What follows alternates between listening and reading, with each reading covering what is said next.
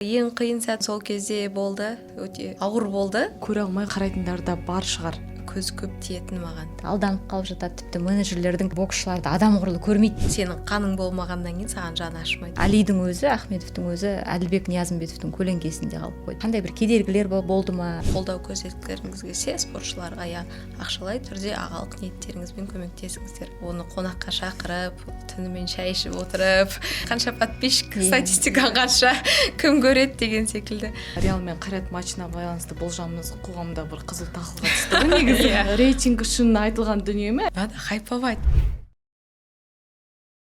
Сәлем достар, бүгін бізде ерекше қонақ, сұлулығымен де, жұдырығымен де әлемді тамсандырып жүрген боксшы қызымыз Балауса Мұздыман. Балауса, қош келдіңіз. Қош көрдік. Біз сізді көргенімізге қуаныштымыз. Білеміз, жақында ғана туған күніңізді атап өттік. Өткен туған күніңізбен осы орайда біздің шағын ғана сыйлығымыз бар еді, соны табыстауға рұқсат етіңіз. Рахмет. Шерхан Мұртазаның сәзі естелік сыйлық болсын. Балауса, өткен туған күніңізбен құттықтаймыз. Енді жалпы айтады ғой, есейген сайын туған күн тойлау бір қатты қызық болмай қалады деп. Өзіңіз енді бұрынғы Балауса мен қазіргі Балаусада қандай бір өзгерістер байқайсыз? Туған күн жағынан өзгерістер өте көп. 18 жасымды помню. Кәдімгідей достарымды барлығын күткен кезімді ең алғашқы рет бір үлкен туған күнімді жасап. Ал қазір өздеріңіз байқадыңыздар, туған күнім жолда өтті, аэропортта, самолетта. Барша құттықтауларды әрине қабыл алып, рахмет деп, алғысымды айтып, көрермендерге, оқырмандарыма бәріне үлгеруге тырыстым, но дегенмен де бұрынғыдай күтіп бір сағынатын туған күн жоқ. Әлде жыл сайын бір есейіп қартайып отқаннан кейін бе екен. Қартаю деген сізге келмейді әзірге. Одан кейін енді мүмкін кейін өсе келе 60-70 жасымды может күтетін шығармын енді. Әзірге ондай енді сезім жоқ. Туған күнде тойлау деген секілді. Жалпы Балауса Мұздыман дегенде міндетті түрде айтылатын бір тіркес бар, ол еліміздің ең сұлу боксшысы немесе үздік сұлу боксшы спортшыларының бірі деген. Енді бұл тіркеске өзіңіз қалай қарайсыз? Жалпы сұлулық дегенді сіз қалай түсінесіз? Көп естіп жатам, пабликтардан оқып жатам, көбінесе солай сұлулықпен мені салыстырып, теңеп жатады. Өте қуаныштымын оған. Дегенмен де сұлулық ол ең бірінші Алладан берілген бір сый деп ойлаймын. Әр адам өзінше жеке сұлу.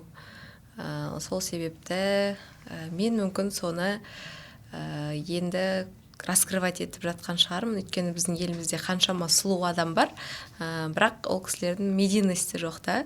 Дегенмен де көшеде көріп жатсам, торговый үйлерден көріп жатсам, әдемі қыздарға комплимент айтқан ұнайды. Өте сұлусыз, жарасып тұр деген секілді. Бұрындары көп ести бермейтінмін.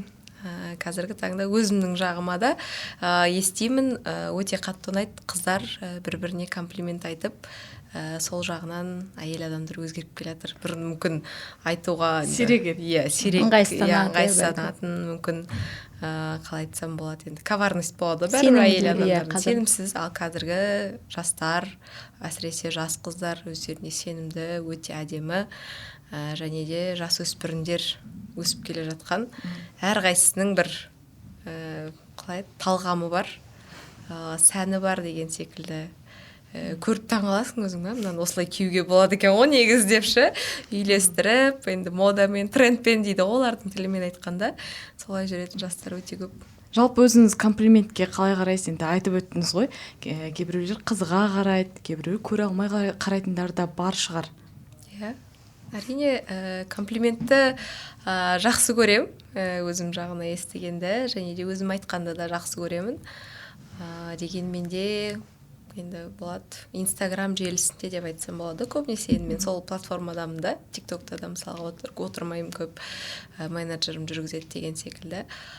Әйел адамдардан иногда келіп жатады бір жағымсыз комментарийлар, ой өстіп алмадың ба, саған жараспайды. Мысалға кеше ғана жетурдың презентациясына боянып барғанның өзін уже жазып жатыр, сен боянбай жүргеніңнен намного сұлусың деген секілді. Мен айтамын да, енді жылына 1-2 рет боянып сондай мерекелерге барып тұруға болатын шығар. Күнделікті өмірде әрине енді боянбаймын, бірақ аудитория әртүрліге бөлінеді, әркімнің өзінің ойы бар.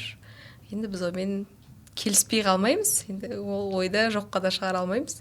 Кімге қалай көрінеді, солай айтады деген секілді. Жалпы көз тию дегенге сенесіз бе? Көз тию дегенге мен ең қалай еді, жағымсыз тұстарымның бірі десем болады, өзіме ұнамайтын. Өйткені бала күнімнен ер бала секілді болып өстім, мүмкін сүйкімді болып өстім ба, мүмкін бұзық болып өстім ба.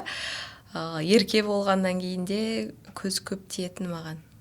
Бір қонаққа барсақ, ойнап шықсақ, үйге қонақ келсе, 1 сағаттан кейін қонақ кеткен баласа бітті, жатып ауырып қалады.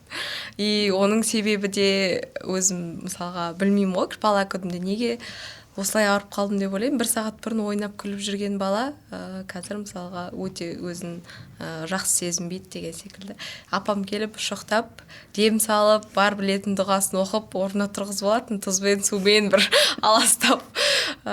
Сол себепті қазіргі таңда да көп жиынға шыққанда да келе салып айтады ғой, дұғамды оқып, дәретімді алып, тұзбен душ қабылдап, ванна қабылдап ұйықтап қалуға тырысамын. Өйткені енді көзбен сөз ол Құранда айтылғанда ол бар дүниеде, оған сенбеске болмайды енді. Алматыда қыркүйектің басында жекпе-жегіңізді өткіздіңіз, кезекті. 9 рет жеңіске жеттіңіз. Жалпы енді әдетте жекпе-жектерден кейін спортшылар азды көпті жарақат алып жатады. Сіздің денсаулығыңыз қалай? Жарақат жоқ па деген кішкене уайым бар. Соны өзіңізден сұрайық деп едік.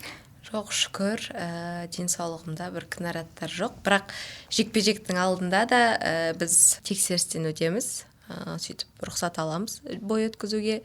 Жекпе-жектен кейін салмақ қуған бар, стрессім бар, одан бөлек жекпе-жек кезінде алған мүмкін бір травмалар жоқ қой, но дегенмен де өзімді тексеріп, витаминдерімді ішіп, ауылға барып саумал ішіп деген секілді өзім солай организмді восстановить етем. Жалпы енді айқастан соң қарсыласыңызға қатысты біраз сын айтылды ғой. Мұндай сындарға қалай қарайсыз?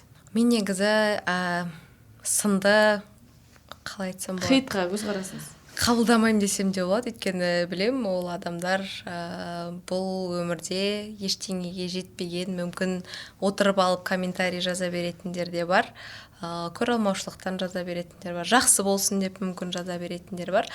Дегенмен де хейтті тек ата-анамнан, бапкерімнен қабылдай аламын. Басқа адамдардың ойын мысалға өзіме қабылдамаймын, тіпті көңіл аудармаймын, оқымаймын десем де болады комментарийларды. Өйткені мен өз шаруамды істеп жатырмын, менде результат бар, еліме жеңіс сыйлап жатырмын, және де өзімнің кәсіпқой бокстағы рейтингімді көтеріп жатырмын. Арман мақсатыма тағы бір қадам жақындап жатырмын. Ертең мен бір пойыз алып келіп Қазақстанға жеңіске жетіп, соның бәріне жеткен кезде сол хейт жазған адамдар, мен балаусан танимын деп қуанатын болады. Жалпы енді сізде қарсыласты таңдау процесі қалай жүреді сіздерде? Бізде қарсыласты таңдау екі жақты келісіммен жүреді. Ең бірінші менің менеджерім Олжан Мұсаханова.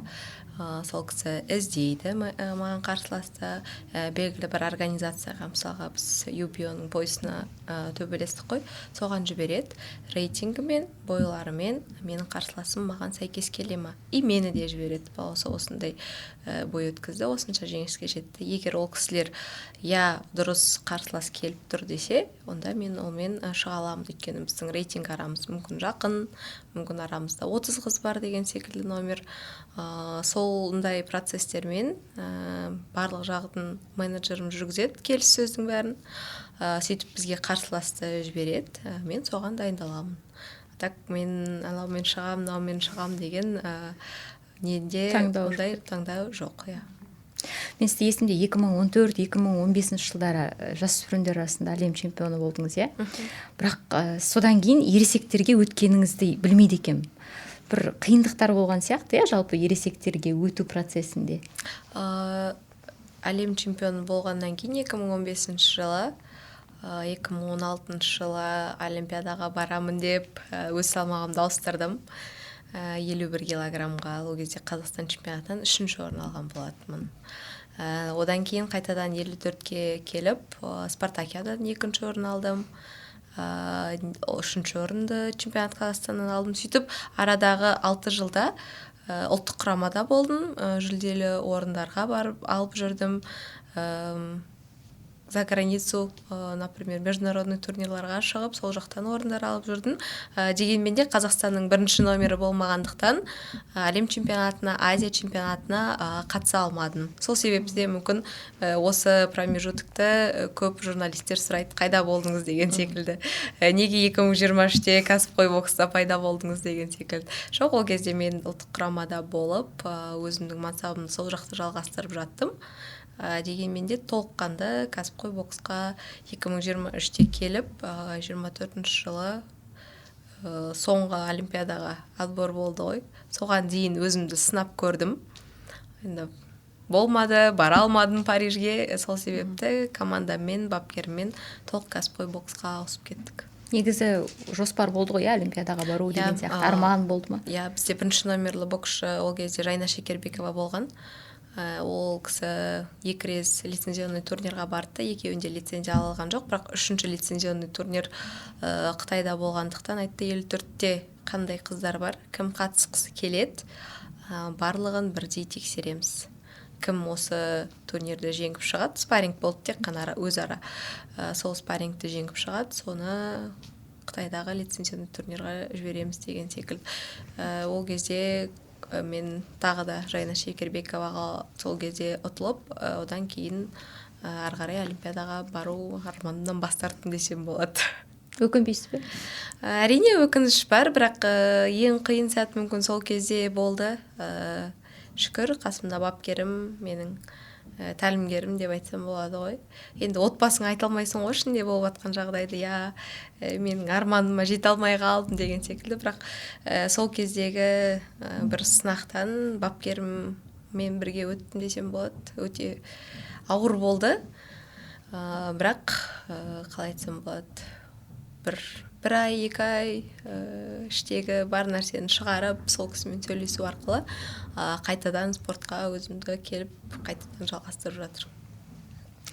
Сенді білем, 2017 жылы кәсіпқой бокста бір бақ сынап көрдіңіз емес пе, Жалпы кәсіпқой боксқа ауысуға неге асықтыңыз? Сіз ол кезде бар болғаны 20-дасыз, Неге асықтыңыз деген сұрақ туындайды да, өйткені әдетте қыз балалар асықпай сөйтіп барады. Ол кезде біз Америка құрама штаттарында оқу жаттығу жиынында болғанбыз. Сол кезде ағайым осы жақта кәсіпқой бокс болайын деп жатыр екен. Өзімізді сынап көреміз ба деген секілді бір ұсыныс түсті. Өйткені оның алдында мен рингсайд бағдарламасы бойынша белбеуі Америкаға барып, тоже әлем чемпионы атанған болатынмын 2015 жылы. Сол жақтағы школа бокса деп айтады ғой, американдықтардың қалай бокстасатын стилін көріп, өзіме қатты қызық болды да. Өйткені ол жақта кәсіпқой боксқа ерте ауысып кетіп жатады. 17-15 жастарында уже кәсіпқой боксқа, мысалы Канелоның өзі 15 жасында ауысқан деген секілді. Сол кезде өзіме қызық болған шығар, енді ағайымнан ұсынысты мен қабыл алдым. Әрқашанда сөйтіп сол кісімен келісу арқылы бізде ондай таңдаулар жүйелі түрде бірге команда болғандықтан жүреді. Сол кезде 2017 жылы бірінші рет кәсіпқой боксқа шығып көргем, бірақ ол кезде қатты ұнаған жоқ. Или менің Қазақстандағыдай жанкүйерім болған жоқ. Или ол кезде мен сезіне алған жоқпын рингтің қандай екенін, сонша дүйім жұртқа бір 15 мың, 20 мың адамға шығатындай неге дайын болмаған шығармын. Психологиялық тұрғыда. Өйткені кішкентай бала, любительскийда бокстасып жүрген, кеше ғана әлем чемпионы болып келген, оның еще арманы бар Олимпиадаға бару. Сол себепті ол кезде кәсіпқой боксқа бір қалай айтсам болады, ден қойып қараған жоқпын. Сөйтіп уақыт өте келе, үйреніп кеттім. Енді сұхбаттарыңызда айтасыз, құрамаға жиі барып тұрамыз, спаррингтер өткізіп тұрамын деген секілді, сондай бір әңгімелер бар ғой, сіз оралады дегендей. Жалпы біздің құрамадағы қыздарға жиі барып тұрасыз ба? иә спаррингтер кімдермен өткізіп тұрасыз? біздің ұлттық құраманың бапкері Елдос Сайдалинға және басшылыққа Шахмұрат ағай бар, Рауан ағай бар, оларға үлкен рахмет. Әрқашанда ағайым балаусаға бой өткізу керек, балауса барып қыздармен жаттықсыншы, өйткені Алматы қаласында енді кәсіпқой бокстан өзімнен басқа ешкім жоқ. Спаррингтер өткізу үшін қыздар керек. Боксқа қатысып жатқан қыздар или бәрі ұлттық құрамада или жоқ вообще. Ол жақта оқу жаттығу жиын, енді мен үшін олар бір қыздарын балаусаға барсын деп спаррингқа жеке жібере алмайды. Сол себепті өзім баруыма тура келеді, өзім барып. Ол жақта Жайна Шекербекова бар, Анель Сақыш бар, Элина Базарова бар, Сымбат Алиасқар деген секілді 54 килограммда қандай қыздар бар. Солардың бәрімен спарринг өткізіп, менің бойыма, жекпе-жегіме, дайындығыма септіктерін тигізіп, көмектерін беріп жатады. Оларға үлкен рахмет. Қарым-қатынастарыңыз жақсы ғой жалпы енді қыздармен? Өйткені өзім қанша жыл ұлттық құрамада болдым. Біздің қалай айтсам болады, барша осы 10 жылдықта өткен өмірімнің 80%, 90% осы ұлттық құрамада өтті ғой. Өйткені боксқа келгеннен бастап мен бірінші жастар арасындағы топта болдым. Әлем чемпионатына барып, ол жақта Қазақстан чемпионы болып, сол сборныйда жүріп, үйреніп қалғаннан кейін енді өзіміздің қыздар ғой деп барам ғой. Енді сіз жаңа ақш деп отырсыз ғой, жазды күні өзіңіз де барып келдіңіз, ақшқа жекпе-жекке қатыстыңыз, сосын Ширазбен, Хопкинспен, әлемдік жұлдыздармен суретке түскеніңізді көрдік. Бірақ енді қазір нарық өзгеріп жатыр, бокстың нарығы өзгеріп жатыр. Бұрынғыдай жұрттың бәрі ақшқа емес, Сауд Арабиясына қарай бет бұрып жатыр деген сияқты. Осы орайда Түркия Әл-Шейхтен бір ұсыныстар түсіп жатқан жоқ па сіздердің тараптарыңызға қарай? Біз енді келіссөздердің бәрін қарастырып жатырмыз ғой. Менің менеджерім, бапкерім өте жақсы қарым-қатынаста Америкадағы промоутерлармен, және де сол кезде Нью-Йоркқа біз негізі ең алғашқы әйелдердің картына бардық. Джек Пол өткізген, тек қана қыздардың карты. Кетти Тейлор мен Аманда Серрано үшінші кездесулерін өткізген болатын. Енді тарихта болмаған әлі 3 кездесу. Трилогия болды әйелдер арасындағы. Соған барып көрдік. Ол жақтағы уровень қандай екенін, қыздардың қандай екенін, бір кеште 17 белбеу сарапқа салынды. Ол да болмаған, мысалға рекорд Гиннесаға кірді деген секілді ғой. Сондай жекпе-жекпен енді маған моральды түрде өсуге көмектесті. Қаншама жұлдыздардың ішінде болдым, және де олармен сөйлесіп, суретке түсіп, өте жақсы уақытпен таныстықтар өткіздік мысалға. Бірақ қазіргі таңда кәсіпқой бокс Сауд Арабиясына өте жақсы көңіл бөлініп жатыр. Бұрын тек Американы кәсіпқой бокстың океаны деп атаса, қазір Сауд Арабиясында бір емес, бір спортшының жекпе-жегі үшін целый арена салып тастаған болған. Сол себепті айта аламын. Бұйырса енді ол күннен де алыс емеспіз деп ойлаймын. Неге барып бокстаспасқа, если жақсы контракт болса. Біз әрқашанда ашықпыз ондай контракттарға, ұсыныстарға. Енді қазір әлемде әйелдер боксына деген көзқарас қалай? Жалпы кәсіпқой бокста әйелдер 2 минутқа бокстасады. Енді сыйақы жағына келер болсақ, үлкен дулыға теннисте, яғни тең де бөліп береді. Ал бокста ол мәселе әлі шешілмеді. Әйелдер боксы енді ғана өзінің қарқынын алып жатыр деп айта аламын. Бір болашақта бір 5 жылдықта мүмкін ұлдармен қатар гонорар алып, ұлдармен қатар жұлдыздар болатын шығар. Дегенмен де қазіргі таңда Джек Пол өзінің промоушнын соған қарай алып келе жатыр. Өйткені бұрын қыздарға әлі күнге дейін теңсіздік ол біздің Қазақстанда да бар ғой. Мысалға деген ұлдарға квартира мен көлік беріп жатса, қыздарға тек қана ақшалай сыйақы беріп жатады деген секілді ғой. Немесе ұлдарға көбірек беріп, қыздарға тек аз береді деген секілді. Бәрібір қыздардың еңбегі дұрыс бағаланбай жатыр десем болады. Өйткені бірде жаттығу жасайды, бір жарысқа барады, бірде пахат етеді, бірде бой өткізеді. Неге сол еңбекті мысалға теңдей бағаламасқа? Мен бұрыннан да соны айтатынмын негізі. сәл теңсіздік бар қыздар жаққа қарай деген секілді. Бірақ дегенмен де енді кезінде адвокат болуға да қыздар өздері бірінші барған ғой. Енді ойлаймын, болашақта қазір теңдей бәрі болады, енді бірақ оған әлі уақыт керек. Халықты соған үйрету керек, өйткені қыздар боксын эмоционалды бокс дейді, бірақ ұлдардікі секілді әдемі бокс емес дейді. Енді өзіміз табиғатымыздан эмоцияға берілгіш болғандықтан ойлаймын, әлі де жұмыс істейтін жақтар көп. Бірақ соңғы Ливерпульдағы әлем чемпионатына қыздардың боксының қарқыны өте жақсы өскенін байқадым.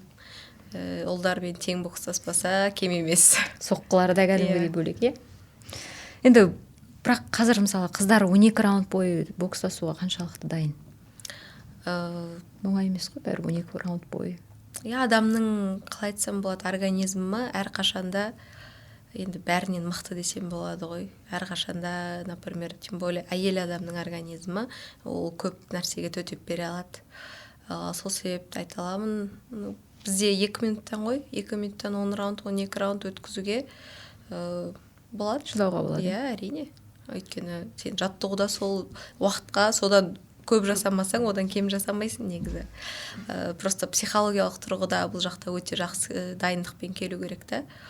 Өйткені сен жаттығуда барынша беріліп істегенмен жарыста ашыла алмай қалуың мүмкін. Оның бәрі негізі психологияға байланысты.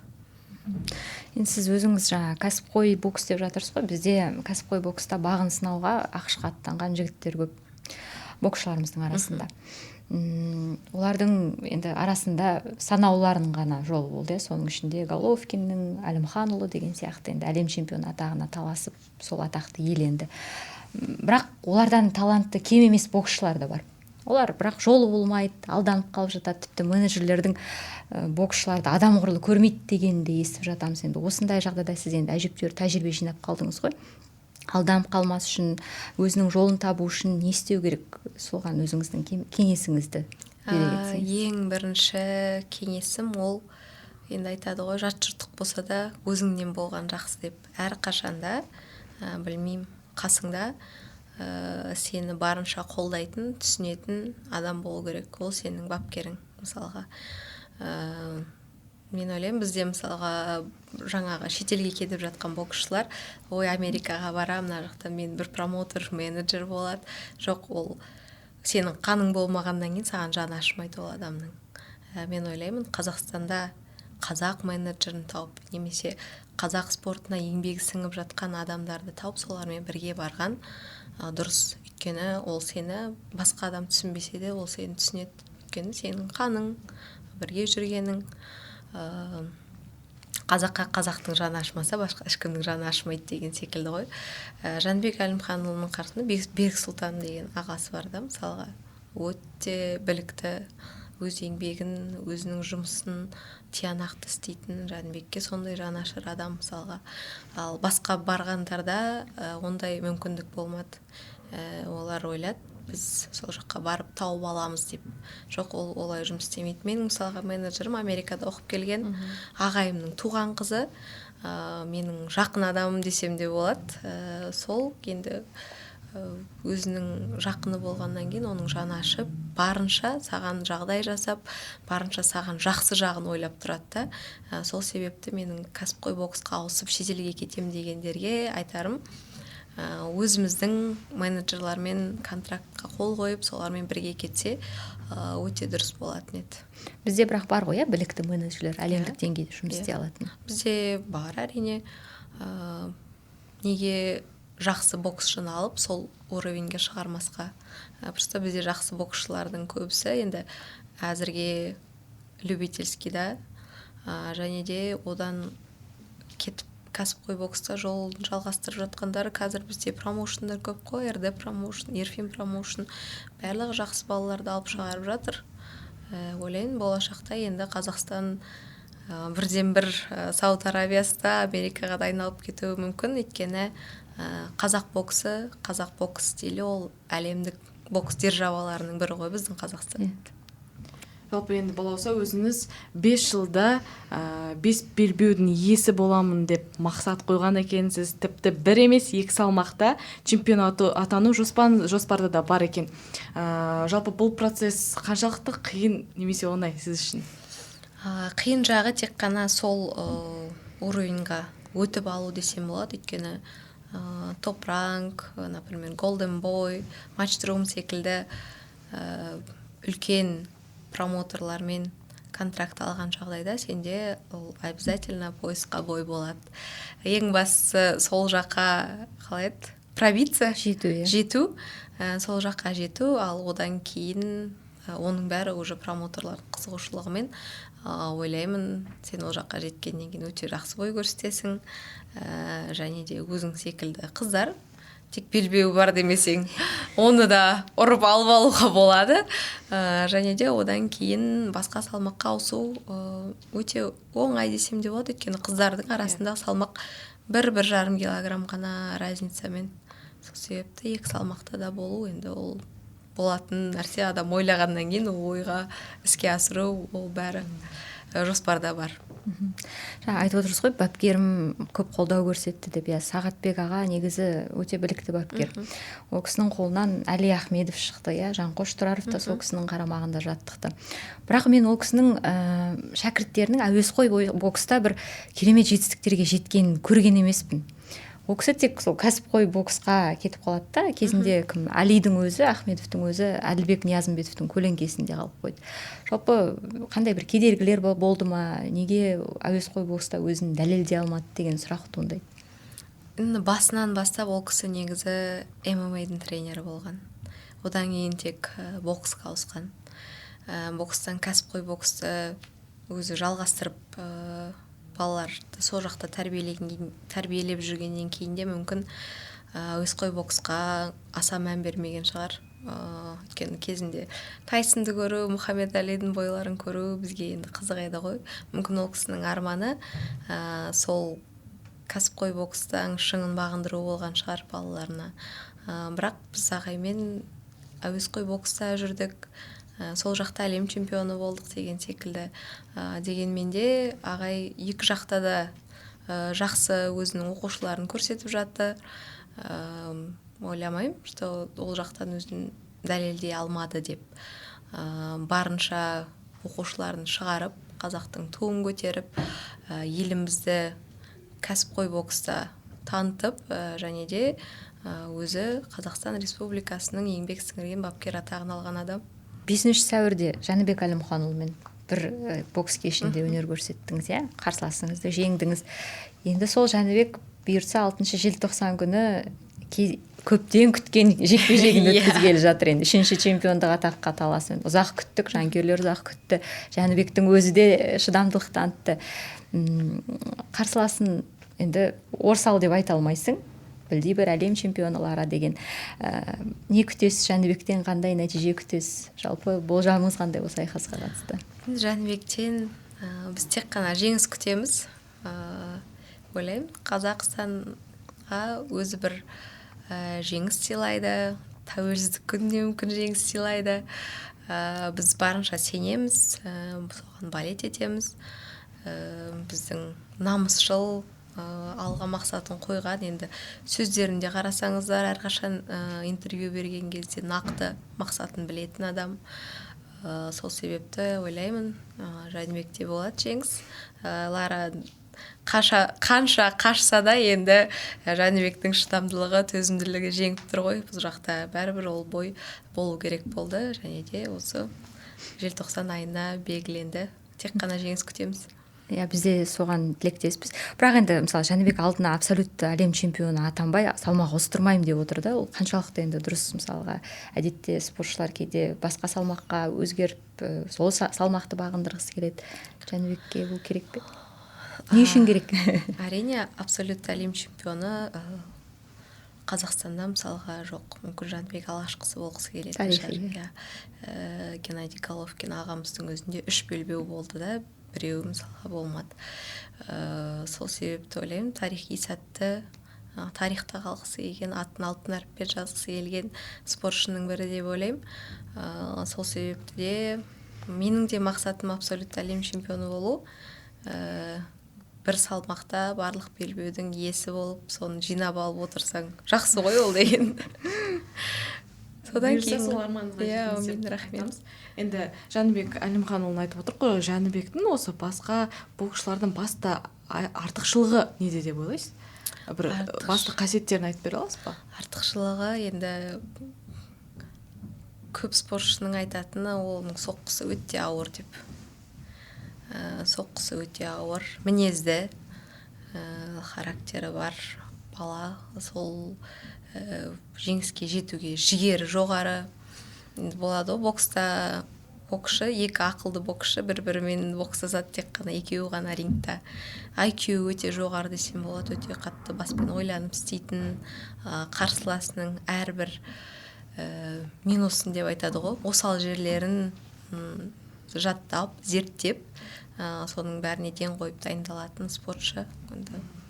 Мысалы мен өзім Жәнібектің тағы бір қасиетін ерекше құрметтеймін. Ол мен өз мақсатыма жетпей Қазақстанға келмеймін деп айтып еді. Өйткені Қазақстанға келсең қонақ бар, туыс бар, оларға бас тарта алмайсың. Біздікілер түсінбейді ғой.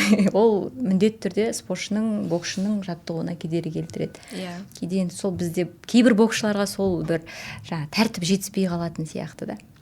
Енді бізде адамның көңіліне қарап қалған халықпыз ғой, шақырғаннан кейін бару керек деп ойлайсың. Бірақ дегенмен де өзімнің де практикамда бар нәрсе, туған күндерге, бір тойларға, туысқандарымыздың шақырғандарына енді барынша бармауға тырысам. Өйткені мен де білем, менде жаттығу бар, менде режим бар, күн тәртібім бір күнге белгіленіп қойған. Сол себепті соның бәрін ұстамаса, ол спортшыда жетістік болмайды. Қазіргі таңда қонаққа шақыра беретін, ат мінгізіп шапан жабатын ағаларға да айтарым, енді спортшының білем, сіздер бір ағалық ниетпен көтергілеріңіз келеді, қолдау көрсеткілеріңіз келеді. Дегенмен де спортшы үшін ол кішкене режимін бұзады. Егер сондай шын көңілмен, шын ниетпен көтергілеріңіз келсе, енді қаржылай көмектесіңіздер, жағдайын жасауға көмектесіңіздер. Өйткені спортшы бәрібірде бір жетістікке жетіп, белгілі бір деңгейге жеткенше, енді оған қиын мысалға. Өйткені бой әрқашанда емес. Сол себепті ол спортшы болғаннан кейін де ол жаққа бір арман мақсатының бірі, ол жақтан бір жетістікке жетіп, ақша табу деген секілді. Сол себепті айтқым келеді, что көмек қолдау көрсеткілеріңіз келсе, спортшыларға ақшалай түрде ағалық ниеттеріңізбен көмектесіңіздер. Оны қонаққа шақырып, түнімен шай ішіп отырып, әңгіме айтып, қандай сендерде жоспар деп, оның бәрін енді кішкене кейінірекке қалдырған дұрыс деп ойлаймын. Немесе енді спорт залға барып та кездесіп қолдау көрсетсе болады ғой. Бала жаттығу кезінде, жаттығудан кейін де 1 сағат уақытын бөлсе, ол жақсы деп ойлаймын. Өйткені одан кейін де оның екінші жаттығуы бар деген секілді ғой. Енді білмеймін, қазіргі таңда оған қалай қарайтынын сыншылар мүмкін айтатын шығар, ол дұрыс емес деп, бірақ менің ойым спортшыны қолдау көрсететін болса, қаржылай түрде ұзаққа баратындай өзінің ағалық ниетін білдіру, оны қонаққа шақыра беріп, шай ішкізіп, шапан жапқаннан ол спортшыға тек қана минус. Ертең ұтылып қалып жатқан жағдайда да айтады, осы деген кезінде шай ішіп жүреді депші. Бірақ ондай бір дисциплинаның кеткенінен деп оны ешкім оны айтпайды. Сол айтады, өз қыдырып жүргеннен деп. Бірақ оғанда себепкерлер бар да негізі арасында. Ұзақ мерзімді қолдау деп отырсыз ғой, осыдан мынандай сұрақ туындайды. Мысалы, бізде рас әлем чемпионатынан, Азия чемпионатынан, Олимпиада ойындарынан кейін енді жүлдегер, жеңімпаз атанып келген спортшыларға ат мінгізіп, үй беріп жатамыз. Ол әрине жақсы. Бірақ менің түсінбейтінім мына мәселе. Неге біздің кәсіпкерлер спортшылармен ұзақ мерзімді келісімшарт жасамайды? Яғни мысалға бір бренд сол спортшыны өзінің тұлғасы, бет-бейнесі қылып алады да, 2 жыл, 1 жыл келісім шартқа отырсын. Ол спортшы енді бүгін ертең карьерасын аяқтайын деп жатқан жоқ қой, енді осы мәселеге қатысты қалай ойлайсыз? Қалай шешілу керек бұл мәселені? Кім шешу керек? жақында енді алматылық Қайрат Реалды қабылдаған кезде көп дүние деп байқалған шығар. Одан бұрын да айтылып жүр ғой негізі бұл дүниелер. Расында, егер де қатты жанашырлық болып жатса, спортқа деген мен ойымша сол адамға, командасына көмектескен дұрыс деп ойлаймын. Себебі ол барлығы еліміздің артымыздан шығып жатқаннан кейін. Енді олар кәсіпкер болғаннан кейін оларға кәсібін жүргізу маңызды. Бір адамды қолдап ұзақ мерзімде оны қазіргі кәсіпкерлердің көбісі түсінбейді. Ол шетелде ұзақ мерзімді қолдау, бренд амбассадор, бет тұлғасы қылу деген бар да. Бірақ Қазақстанға ол енді келіп жатқан секілді. Өйткені оларға оңайырақ бір блогерді алып соған реклама жасатқыза салу, немесе бірнешеуін алып жасатқыза салу. Ал олар қазіргі таңда презентацияда мүмкін басқа жағынан да спортшыны әлі күнге дейін ондай бренд амбассадорлықпен қолдау бізде жоқ. Ол бокс спортшының мысалы болашағына сенбеу ме, әлде ол жоқ, ол жақтан қалай айтсам болады, мүмкін пайда көрмеймін деп ойлайтын шығар. Өйткені спортшы ол өзінің мысалға менің медийный танымалдылық жағымды менің менеджерім істеп жатыр да. Мен бұрын әуесқой бокста жүрген кезде мен оны ойламайтынмын. Бізде өйткені жаттығу, режим, жарысқа бару, бар ойың салмақ қуалау, жеңіске жету. Ал қазіргі таңда спортшыны медийный жағынан дамыту ол өте маңызды.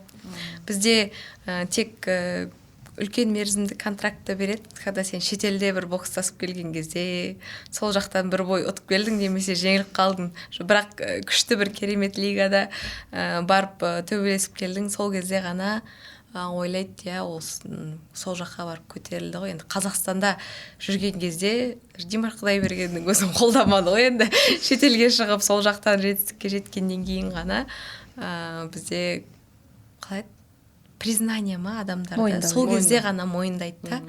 Қазақстанда қаншама спортшы жүр, қаншама талантты балалар жүр. Біздің даже әлем чемпиондары, например, олардың өзінде ондай қолдау жоқ. Мен мысалға кәсіпқой бокста жүрген мысалға 2 жыл болды. Менде де ұзақ мерзімді контракт жоқ деген секілді. Ойлаймын, ертең бір шетелге шығып бір бой ұтып келейін, содан кейін ғана мен де мойындайтын шығар енді үлкен кәсіпкерлер мен үлкен компаниялар. Бірақ дегенмен де соған жұмыс жасап жатырмыз. Өзіміздің медийность жағымызды, Инстаграм, ТикТок жағын бәрін бірге алып жүруге тырысамын. Енді уақытым болмаса да рахмет үлкен менеджеріме соған көңіл бөліп, әрқашанда маған айтып, баласа мынаны жүргізу керек, контент жасау керек. Барлық жағынан енді өте үлкен маған көмектесем болады. Өйткені мен оның бәріне үлгермеймін. Барлық энергия алады, уақыт. Үлкен компанияларда, кәсіпкерлерде қазіргі таңда соған қарайтын болды ғой. Инстаграмда қанша подписчик, статистикаң қанша, кім көреді деген секілді. Енді соның бәрін дамыту арқылы ғана біз кәсіпкерлерге өзімізді сата аламыз десем болады. Өйткені жетістікке жетесің, бір күнде вау деп бүкіл Қазақстан болып тойлап тастайтын шығармыз. Одан кейін оның ары қарай дамытуын, мысалға, оларда мүмкін менеджер жоқ болғаннан кейін де үлкен кәсіпкерлер мен компаниялар қызықпайтын шығар. Бірақ оның бәрін енді алдағы уақытта спортшыға да өзіне дамыту керек деп ойлаймын. Енді балауса, кішкентайыңызда негізі футболға қызығушылығыңыз бар екендігін сұхбаттарда да айтып жүрсіз. Боксқа келмес бұрын жалпы футбол доп тепкенсіз. Жақында жаңа айтып өткендей, алматылық Қайрат Реалды қабылдады. Сол Реал мен Қайрат матчына байланысты болжамымыз қоғамда бір қызыл талқыға түсті ғой негізі. Бұл жалпы рейтинг үшін айтылған дүние ме, әлде расымен сендіңіз бе? Мен әрқашанда біздің өзіміздің спортшыларға толыққанды сеніп болеть етем. Өйткені ол өзіміздің қазақ балалар. Тем более алматылық Қайрат, ол менің туған өзімнің қаламнан шыққан спортшылар. Неге оларға қолдау көрсетмеске, неге сенбеске? Сіздер білесіздер ма, спортшының даже өзіне сенімділігі болмаса да, қасындағы наставнигі, бапкері, үйіндегі ата-анасы сенім білдірген кезде ол өте үлкен жауапкершілік сезеді и сол арқылы жеңіске жетуге құлшыныс танытады. сол себепті ойлаймын менің айтқаным енді керісінше болып қалған менде, бірақ Қайратқа сондай көңіл бөліп болеть еттім, өте қатты қуандым. Біздің Қайрат қанша жылдан бері Қайрат Боранбаев мысалға деген сол спорт клубты өзі мысалға там кішкентай баласы десем болады ғой, өз қолымен өсіріп келе жатыр ғой. Енді сондай әлемдік реалды қабылдап жатты, бірақ келіп кеткеннен кейін де мен ойладым, неге солар секілді футбол ойнамасқа, олардың бізден артықшылығы не?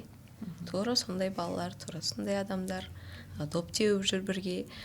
Бізде мүмкін балалардың кішкене психологиялық жағынан да мүмкін дайын болмай қалған шығар. Енді олар үшін вау деген нәрсе ғой, енді реал келе жатыр. Біздің Алматының өзінде қаншама ажиотаж болды, билеттердің өзі 1-2 сағатта сатылып кетіп, одан елдер 700-800 мыңға сатып алды мысалға да.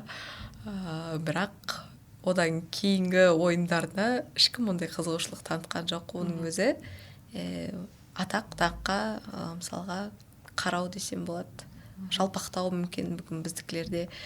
Даже ұялғаным біздің болельщиктер үшін, мысалы қандай да болса да біздің қазақтарға болеть ету керек деп жүремін ғой. Сол жерге барып даже үнсіз отырғаны адамды қатты ұялтты. Сонша 30 000 адамдық арена толғанмен орын болмай қалды даже. Бірақ үнсіз өтті. Мүмкін сол кезде рухты көтеріп, айғайлап, кішкене қолдау көрсеткен кезде біздің Қайрат мүмкін тағы да жақсы ойнап шығатын бет деп ойлаймын да. Өйткені психологиялық тұрғыда сен сезесің. Мен мысалға аренада болғанда адамдардың айғайлағанын естимін. Оларларым тиіп атса, қатты айғайлап, қолдау, құрмет, қошемет көрсетіп атса, одан сайын жақсы бокстасуға тырысам. Ол да адамға психологиялық тұрғыдан өте қатты күш береді негізі.